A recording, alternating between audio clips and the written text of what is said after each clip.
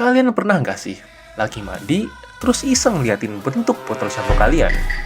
Kok bisa ya bentuknya unik? Ada yang lonjong, pipih, bahkan miring.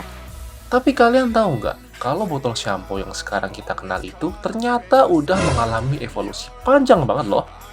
Dari yang awalnya cuma sabun kepala ala kerajaan India, sampai sekarang jadi botol-botol kece yang sering kita temuin di rak minimarket. Nah, hari ini kita akan ngebahas bareng gimana sih perjalanan si botol sampo dari masa ke masa. Siap? Mari kita mulai. Halo semua, nama gue Chandra dan selamat datang di Saku Informasi.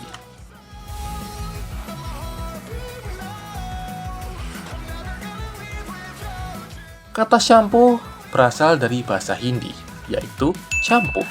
Bener nggak ya bacanya? Yang artinya memijat. Di India, orang-orang menggunakan campuran herbal seperti daun neem, buah amla, dan minyak alami buat membersihkan rambut. Nah, saat dibawa ke Inggris sekitar tahun 1800-an oleh pedagang India, ide ini langsung berkembang jadi produk komersial. Bahkan di tahun 1800-an, beberapa salon di London mulai membuat ramuan shampoo sendiri dan menjualnya sebagai produk eksklusif.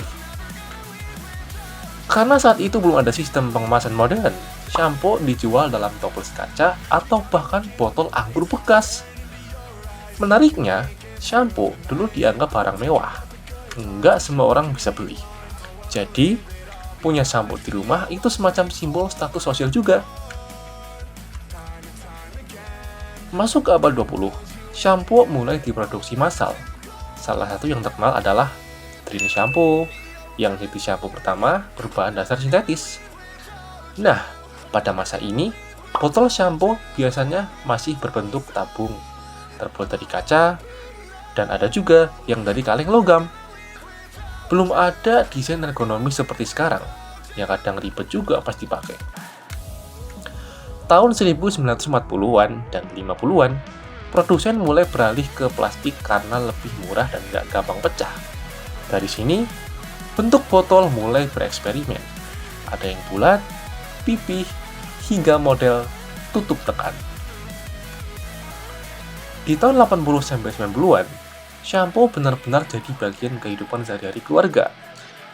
Desain mulai diperhitungkan agar menjadi bagian dari strategi pemasaran. Brand-brand berlomba-lomba menciptakan botol yang menarik, baik dari bentuk maupun warna. Bahkan, ada brand yang sengaja mendesain botol dengan bentuk miring agar tampak beda di rak supermarket. Semakin unik bentuk botolnya, semakin gampang dikenali oleh pembeli. Apalagi, waktu itu anak-anak juga mulai diperkenalkan dengan shampoo khusus. Ingat betapa ikoniknya shampoo anak dengan bentuk botol lucu dan wangi, buah?